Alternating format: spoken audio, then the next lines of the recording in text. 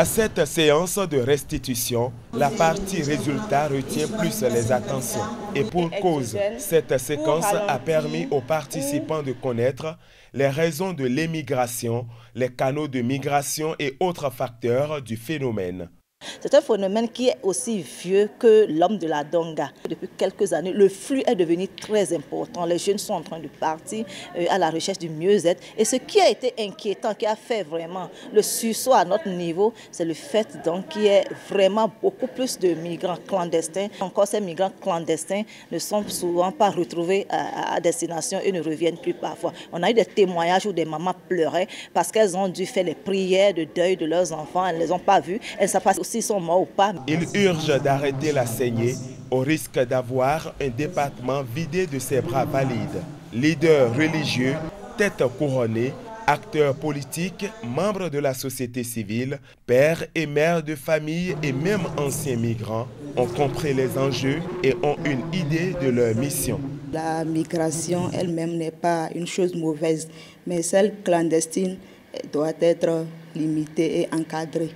D'abord, il faut apprendre à échanger avec ces jeunes, les sensibiliser sur les conséquences de la migration. Dans cette lutte, tout le monde est concerné.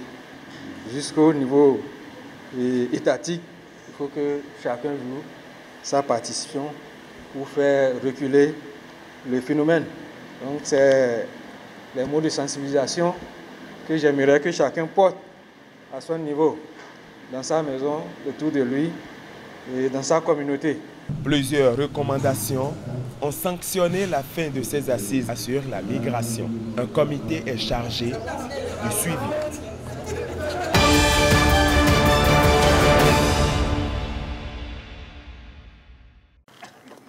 « 40 écoles sur les 102 dans le besoin vont recevoir ces tables bancs neufs à raison de 25 par école. Un total de 1000 mobiliers sont offerts par Plan International Bénin à Materi et 100 à Kéro. Le gap des interventions est surtout remarqué dans la protection des enfants et dans l'éducation, notamment le manque de salles de classe et de mobilier. C'est l'une des raisons qui justifie la présente cérémonie officielle de remise. Cet appui vient renforcer les initiatives déjà mises en œuvre par Plan International dans le département. L'engagement de Plan International Bénin dans les communes va se poursuivre cette année, notamment avec d'autres initiatives. Grâce à cet élan de solidarité, plusieurs écoliers vont suivre désormais les cours dans de bonnes conditions. Même si un gap d'environ 6000 tables bancs reste à combler, un sentiment de joie et de gratitude anime les apprenants et les autorités béninoises. En effet, les statistiques au début de l'année montraient un gap de plus de 7000 tables bancs à combler. Ces efforts en faveur de la commune de Materi, le Plan Bénin, partenaire stratégique, sont à saluer. Cette cérémonie revêt un sens important car elle nous permet de saisir la constance et la vitalité de la coopération entre la préfecture, les communes et les PTF. Les besoins des écoles sont énormes et méritent l'attention d'autres partenaires. À cause des menaces sécuritaires, Materi reste dans le département de l'Atakora, la première commune d'accueil des demandeurs d'asile.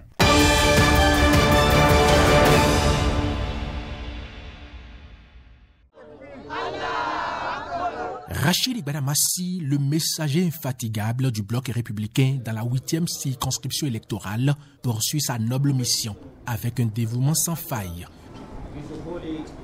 Ce qui rend son message encore plus spécial en cette période sacrée de jeûne, c'est sa proximité et sa solidarité envers la communauté musulmane. De Parakou à Perere, les mosquées ont écho du message du bloc républicain, incitant les fidèles à prier ardemment pour la paix au Bénin. Nous sommes dans un mois sacré, le mois de Ramadan. C'est le mois de pardon. Quand on est musulman, on ne fait pas de désordre. On reste en communion avec Dieu. Ma prière, c'est que la route Parakou, Perere, Niki devienne une réalité. Allant jusqu'à Segbana. C'est ça que nous voulons. Nous ne voulons pas les discours qui tentent à compromettre l'unité nationale. Rachid Badamassi a réussi à créer un lien harmonieux entre les enseignements religieux sur la crainte de Dieu et les exhortations coraniques à respecter l'autorité institutionnelle. Son discours, qui appelle à la vigilance, rappelle à tous l'importance de rester unis et de ne pas céder au piège de la manipulation politique. À l'intoxication. Nous sommes dans un état de droit et dans une démocratie plurielle. Quand l'Assemblée vote une loi et que vous n'êtes pas d'accord, on peut saisir la Cour constitutionnelle. C'est pour ça que le Bloc républicain vous demande humblement de ne pas faire le jeu de ceux-là qui ne veulent pas la quiétude du peuple béninois. Partout où il se rend, son message de paix est accueilli avec chaleur et enthousiasme, renforçant ainsi les valeurs fondamentales chères au Bloc républicain, la paix et l'unité nationale.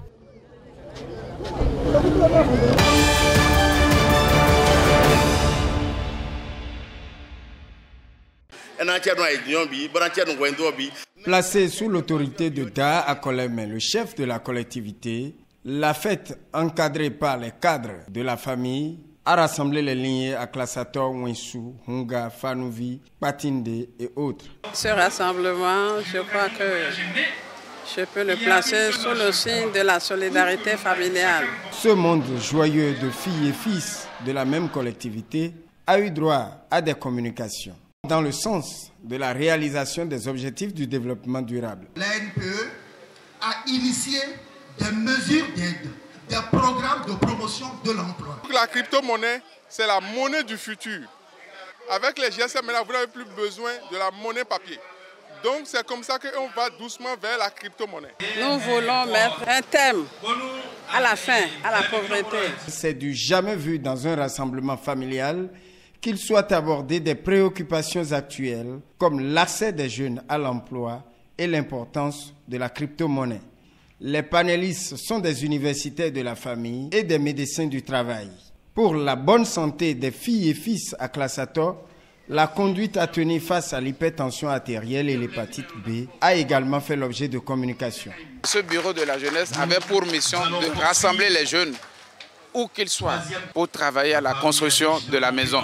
Au départ, on a commencé petitement avec un petit nombre au niveau de la famille. Nous sommes en train de constater que les enfants, les petits-enfants, les arrière-petits-enfants, même du Bénin et en dehors du Bénin, les gens sont à l'écoute et ils sont en train de nous voir. Ils ont demandé le lien pour suivre tout ce qui se passe. C'est une belle initiative pour justement permettre le développement intellectuel de tous les jeunes de la collectivité à Classator. Il faudra encore attendre 2 ans pour espérer revoir ces retrouvailles. Mais avant de partir, le projet de reconstruction de la grande maison de collectivité à Classator a été présenté.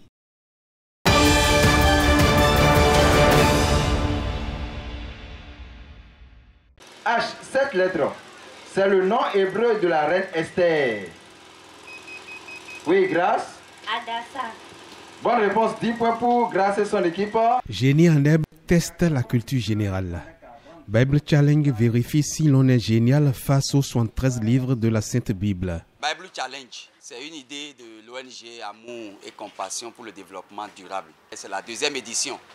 Cette année, nous avons eu 21 écoles et de compétition en compétition. Nous avons aujourd'hui la petite et la grande finale. Question pour un champion, examine la connaissance générale. Bible Challenge contrôle si l'on est champion devant les 46 livres de l'Ancien Testament et les 27 livres du Nouveau Testament. À l'issue de ce match, nous déclarons vainqueur. Ce GPRB avec un total de 270 points. 270 points pour le CG Djirebe qui a mérité face aux 1189 chapitres de la Sainte Bible. Nous remercions l'Éternel des armées car il est fidèle toujours à sa parole. Il nous a dit qu'il est l'alpha et l'oméga. Il a commencé avec nous et il a terminé avec nous. Bon, actuellement, nous sommes dans la joie, une joie très immense. 220 points pour le CG Épais qui n'a pas démérité devant les 31 173 versets de la Sainte Bible. Ce jeune expert a accepté l'organisation de cette belle aventure parce que nous savons tous que Dieu est au centre de tout. C'est vrai, l'école est laïque, mais l'autorité centrale même reconnaît que seul Dieu peut redresser l'homme. Le psaume 119, le plus long chapitre de la Bible. Le psaume 117, le plus court chapitre de la Bible. Ce sera sans aucun doute confirmé l'année prochaine par Bible Challenge, 3e édition.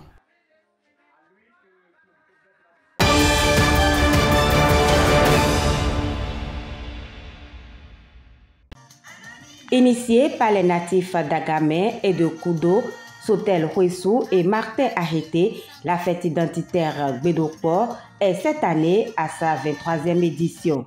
Elle consacre l'union des deux peuples. Cette initiative est partie du fait que les deux peuples, les deux communautés sœurs n'arrivaient pas toujours à s'entendre sur l'essentiel. C'était pour renforcer la fraternité et l'union entre les peuples de la région d'Agamé et de Koudo. Et nous faisons tout à travers nos comportements et nos dires pour que cette fraternisation se renforce. C'est un moment solennel de la vie des Konou. À Izo, les jeunes extériorisent les talents qui somnolent en eux et les citoyens d'ici et d'ailleurs se retrouvent pour se ressourcer. Gbedokpo n'est pas seulement festive. C'est un projet de communion, de réflexion et d'action pour le développement et la cohésion sociale. La 23e édition de Gbedokpo s'est étalée sur 3 jours. Elle est meublée, entre autres, de communication, de jeux divers et de prestations artistiques. Mes attentes ont été comblées parce que les gens sont sortis massivement de toutes les contrées des 2 arrondissements pour venir festoyer, enraciner la fraternité. Que dans nos actes au quotidien, dans nos comportements respectifs, nous puissions traduire fidèlement l'essence même de cette dénomination Gbedokpo à travers la solidarité, l'entraide et le partage manifeste dans nos conduites. Gbedokpo regroupe aujourd'hui les 5 arrondissements de l'Okossa. Au-delà du renforcement des liens de fraternité, cette association aborde également les questions de développement à la base. La 23e édition de Gbedokpo a pour parrain le ministre d'État chargé de l'économie et des finances, Romuald Wadani.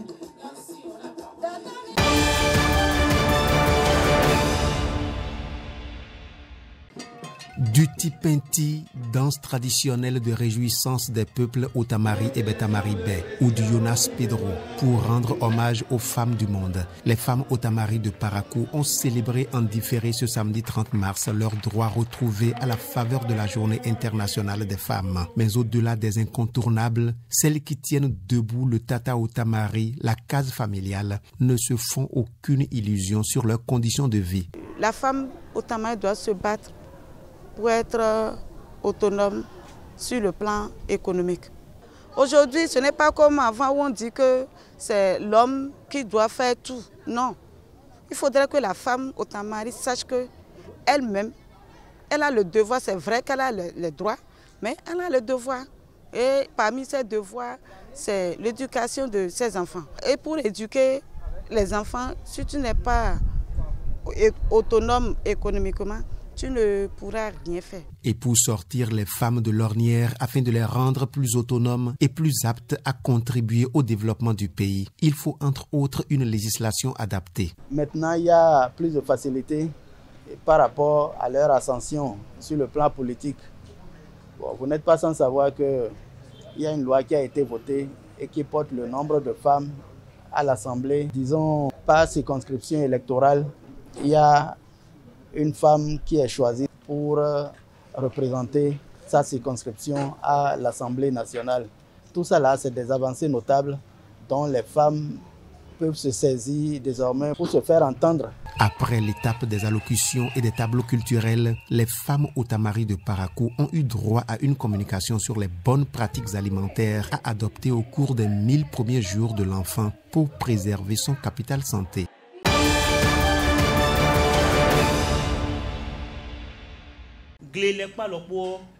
C'est révolu aujourd'hui. Une agriculture mécanisée et moderne à grande échelle à l'horizon 2030, c'est la vision du projet Tracteurs pour tous, un projet issu du programme dénommé Glessitigan. Sans l'agriculture, un pays ne peut pas se développer parce que c'est la nourriture d'abord. Aujourd'hui, on initie un projet Tracteurs pour tous pour mécaniser l'agriculture. C'est quelque chose qui vient au cœur à nos producteurs aujourd'hui. Aujourd'hui, nous sommes contents. Avec aujourd'hui le projet GJS Labs, moi je pense que nous devons aussi accompagner le projet à pouvoir réussir quand même à atteindre ces objectifs-là. Nous voulons que le rendement sur hectare soit plus énorme qu'auparavant. Et pour ce faire, il faudrait que les agriculteurs eux-mêmes aient des conditions de vie plus aisées et des conditions de travail aussi plus aisées afin de produire ce que nous attendons d'eux. Sur initiative du programme Garant de l'excellence agricole, GJS Lab, le projet Tracteurs pour tous vient révolutionner le secteur agricole béninois avec des objectifs précis. Tracteurs pour tous vient d'abord éradiquer la pénibilité du travail agricole. Tracteurs pour tous vient régler le problème de la main-d'œuvre qui est très difficile à trouver. Le projet Tracteurs pour tous vient régler le problème de financement parce que c'est très difficile pour les producteurs d'être financés par les structures des CFD. Donc nous on a trouvé un mécanisme adapté pour les producteurs où facilement ils peuvent trouver de l'argent et faire le champ. Ce qui est encore vraiment heureux, le producteur devient comme un entrepreneur. Le tractoriste est là, il surveille son champ, on lui laboure son champ, on lui sème son champ et puis c'est final la récolte, le rendement est très élevé. Je voudrais vraiment inviter les producteurs qui seront impactés à faire bon usage de ces engins et à respecter chacun dans son compartiment les engagements pour que l'initiative puisse continuer et perpétuer. Le projet Tracteurs pour tous est mis en œuvre dans le Borgou, les collines, le Koufou et le Zou à travers des pôles de développement agricole 3 et 4.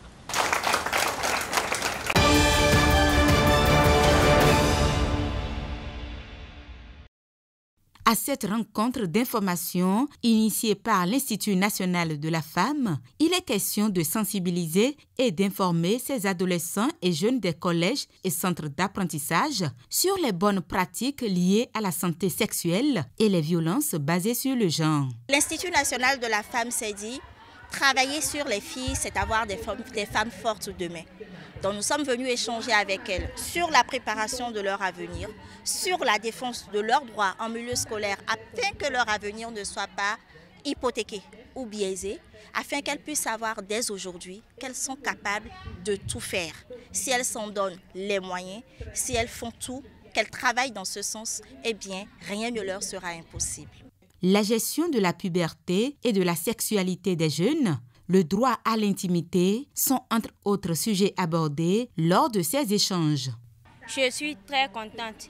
J'ai retenu que la femme a des droits qu'on ne doit pas bafouer, tels que le droit à l'égalité, le droit à la défense, le droit à l'intimité et le droit à dire non ou oui de se marier ou avoir des enfants. Je retiens de cette séance d'aujourd'hui qu'il y a certaines violences que la femme subit, mais qui n'est pas bon. Le viol, l'harcèlement, et que si elle refuse la cour d'un homme, elles sont souvent harcelées. L'Institut national de la femme est un organisme public qui a pour vocation la promotion de la femme et de la lutte contre toutes les formes de discrimination et de violence à l'égard des femmes.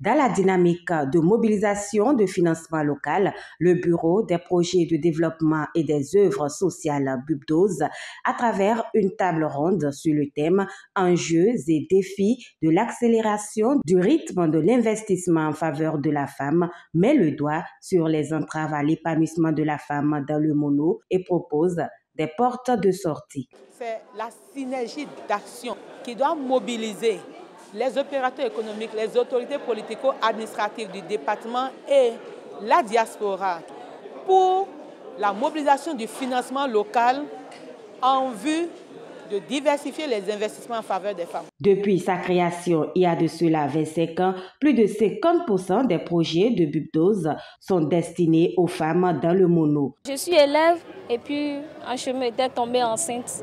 C'est de là que l'ONG nous a recrutés. Et ça consiste à nous former sur comment se maîtriser sur le plan sexuel et aussi comment entreprendre quelque chose. Nous ne pouvons que féliciter la coordonnatrice et tout son personnel pour le travail qui est fait depuis, disons, plus de 25 ans. Que cela continue et s'améliore davantage. Il s'agit aujourd'hui pour BUBDOS ONG de renforcer et de diversifier ses initiatives en faveur des femmes. BUBDOS envisage de consolider les acquis des investissements antérieurs à travers le renforcement de l'accès des femmes aux débouchés, le renforcement de l'accès des femmes aux facteurs de production, l'accompagnement technique, surtout dans le domaine agricole. Et BUBDOS veut également renforcer la jouissance des droits à la santé sexuelle et reproductive des femmes. Un projet sur l'agriculture de case viendra également faciliter la résilience alimentaire et nutritionnelle de plus de 1200 femmes du mono. La célébration se referme sur une foire des femmes bénéficiaires des projets de BUBDOS ONG.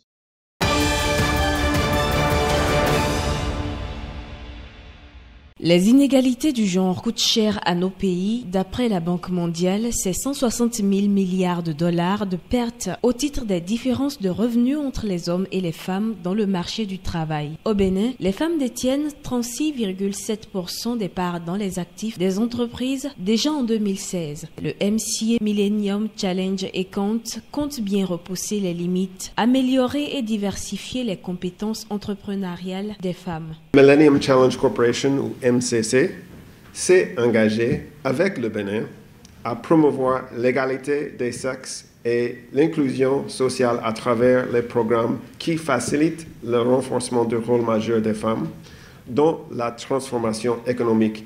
C'est ici le lieu de remercier et de féliciter les acteurs de ces prouesses qui ont ainsi fait la promotion des investissements en faveur des femmes dans les domaines portuaires, du foncier, des services financiers, de la justice, de l'énergie électrique et bientôt du transport routier.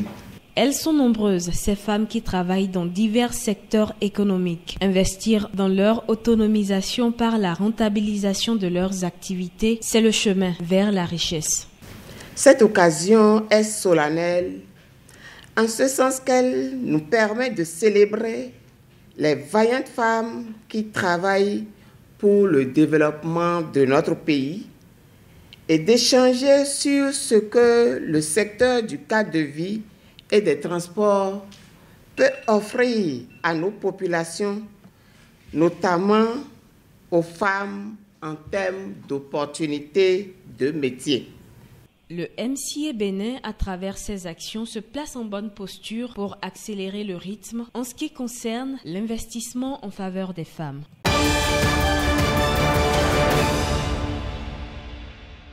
C'est un bureau consensuel de 13 membres qui a été désigné pour conduire la section Ouémé de la FENAMETRAB pour les 5 prochaines années.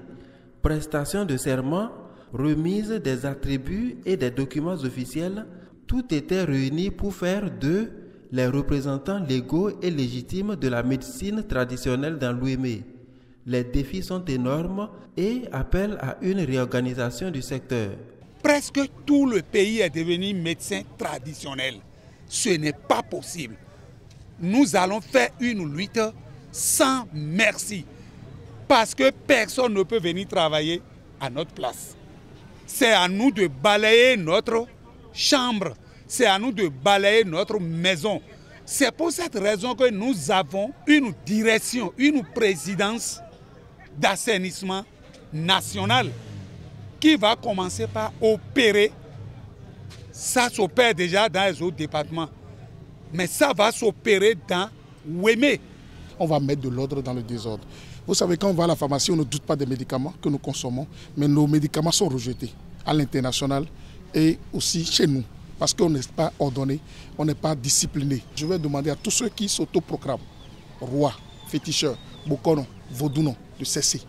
Il y a des formations qu'on fait pour avoir des papiers administratifs. Depuis quelques années, la fêtière lutte à assainir le secteur afin de rendre la médecine traditionnelle durable, efficace, à la hauteur des ambitions du président de la République.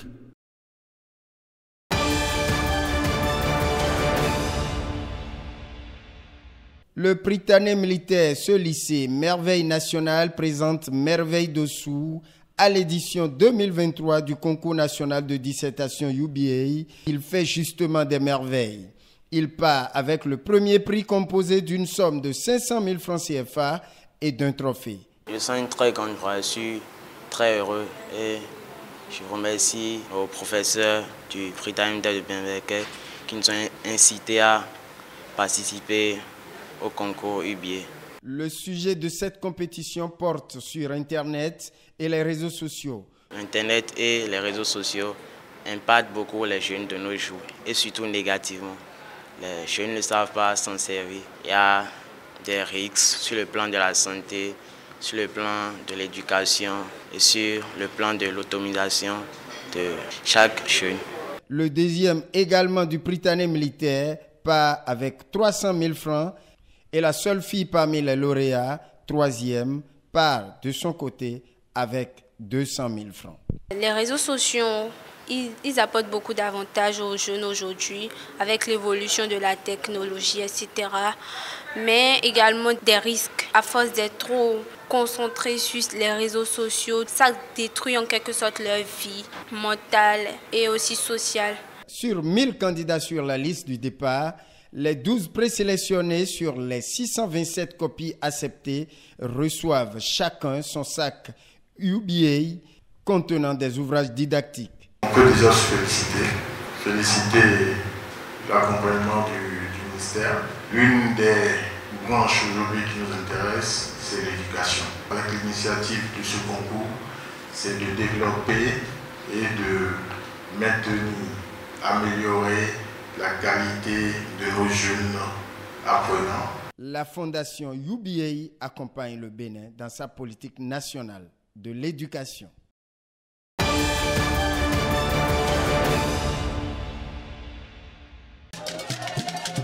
Fassi Acha Ibile est l'unique occasion pour ces filles et fils des communautés Idacha de se retrouver pour célébrer l'unité et la fraternité. À ce 13e rendez-vous des arts et de la culture Idacha, des rythmes et des danses pour sceller les retrouvailles. Ce sont des retrouvailles des grands jours qui ont rallié la cité des 41 collines pour cette édition du Fassi. La vision que j'ai du Fassi, je la vois se réaliser, puisque aujourd'hui, au plus profond village de Glazoué et environ, Dassar, tout ça là, tout le monde connaît ce que c'est que le Fassi. C'était notre objectif d'abord primordial, faire connaître le Fassi à la base. Et ça a pris. C'est pourquoi j'invite toutes les communautés, notamment celles d'Acha, à maintenir la dynamique, car c'est un chemin porteur d'espoir. Le Festival des Arts et Cultures Idacha, parrain de l'événement, meilleur lauréat au concours de dictée en langue Idacha et autres personnes impliquées dans sa mise en œuvre ont été récompensées. C'est le lieu pour nous d'amener tous nos enfants qui sont à l'extérieur donc des deux communautés pour visiter, pour croiser avec leurs frères, afin de pérenniser, n'est-ce pas, notre culture. Aujourd'hui, nous pouvons compter avec ce peuple-là, compter avec ses rythmes, valoriser les artistes, parce que c'est de ça qu'il s'agit. À travers ces différentes manifestations, on permet à ces artistes de se clore, d'étaler les talents. Je suis satisfait de ce que j'ai encore vu cette année-ci, à cette édition, en ce sens que il y a toujours de nouveaux événements qui viennent enrichir en fait l'événement à travers donc, nos cultures. Nous invitons tous les fils et filles d'Acha à se mobiliser pour que le Fassi soit la chose de tout le monde. Fassi 2024, un pari gagné pour les initiateurs de ce rendez-vous culturel de fraternité et de communion des ressortissants de l'aire culturelle Idacha. Un appel à mobilisation des fonds pour aménager le site d'Agbogbo Rigui a été lancé. Une dégustation des mets locaux ainsi que des animations culturelles et cultuelles ont mis fin au FACI 2024.